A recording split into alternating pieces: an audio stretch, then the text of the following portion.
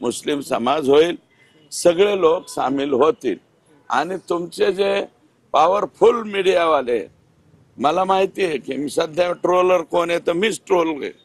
अरे बाबा, ट्रोलच्या बाबतीमध्ये उदाहरण पाहिलेलं आहे ना तुम्ही। या राज्याच्या मुख्यमंत्री आत्ताचे जे आहेत यांना ट्रोल सर्वाधिक जास्त कोणाच्या सोशल मीडियाने केलं, यांच्याच केलं। आणि ट्रोल तर केलं, त्यांना टरबुजा ही उपाधी मला वाटतं यांच्याच सोशल मीडियाने दिली। आता एवढा ट्रोल म्हणून त्यांना टरबुजा म्हणलं, खरबुजा म्हणलं, त्यांच्यावरती प्रचंड प्रमाणात मानसिक त्रास होईल इतकं घाण घाण घाण घाण घाण घाण घाण तुम्ही लिहिलं। काय झालं त्याचं? काय झालं? 237 आमदार घेऊन तो माणूस राज्याचा मुख्यमंत्री झाला। ते एवढा मोठा माणूस आहे। मी तर फार, आमचे काय फाटक्याचे अवलाद, कशात काय फाटक्यात पाय, आमची अवलाद केवढीशी आणि आम्हाला ट्रोल करते। मला कळतंय। अजून माझं म्हणणं आहे, जेवढ्या शिव्या द्यायच्या तेवढ्या शिव्या द्या बाबा। जे बसलेले 1200 स्क्वेअर फुटाचे यांचे दोन्ही नेत्यांचे ते हे आहेत बसलेले, नाही वॉर रूम, त्या वॉर रूम मधून नाव त्यांच्यातले जेवढे बी तुम्ही बघा, जे बी घाण घाण लिहितात त्यांचे नावच गायब असतात, म्हणजे लॉकड असतं। इसका प्रोफाइल फाइल लॉक्ड किया जाता है।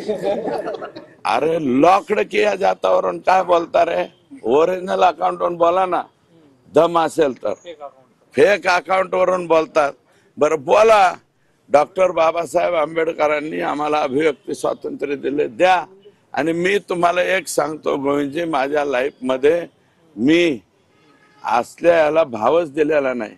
मी गोपीनाथरावांच्या हाताखाली काम केलंय। त्यांनी मला सांगितलं होतं, सुरेश एका कानाने ऐकायचं दुसऱ्या कानाने सोडून दे। किती कमेंट वाईट आल्या, वाचायच्याच नाही। वाचल्यावर वाईट वाटतंय ना, कमेंटच वाचायचं नाही, काय फरक पडतो? 4-2 दिवस लिहिते कटाळते ना। आणि आजचा सोशल मीडियावरचा राग उद्याच्याला विसरून जात असतो। त्याच्यामुळं कोण काय वेड वाकडं लिहितंय, कोण काय करतंय, आणि ह्याच्यातून वाचलंय कोण? देशाच्या पंतप्रधानाला ट्रोल केलं जातंय, देशाच्या म्हणजे अमित भाईंना ट्रोल केलं जातं, आमच्या मुख्यमंत्र्यांना तर ट्रोल करण्यामध्ये सर्वाधिक जास्त नंबर त्याच बिचाराचा लागला।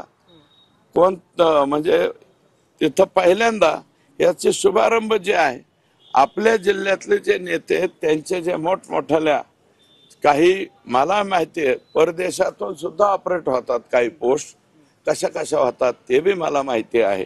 त्याच्यामुळे परदेशातून करा, देशातून करा, एका जागेवर बसून करा, तुम्हाला काय ट्रोल करायचं ते करा, आम्ही ते सहन करायला तयार आहोत। आणि तुम्हाला जे करायचे ते करा, आम्ही आमचं काम करत राहणार।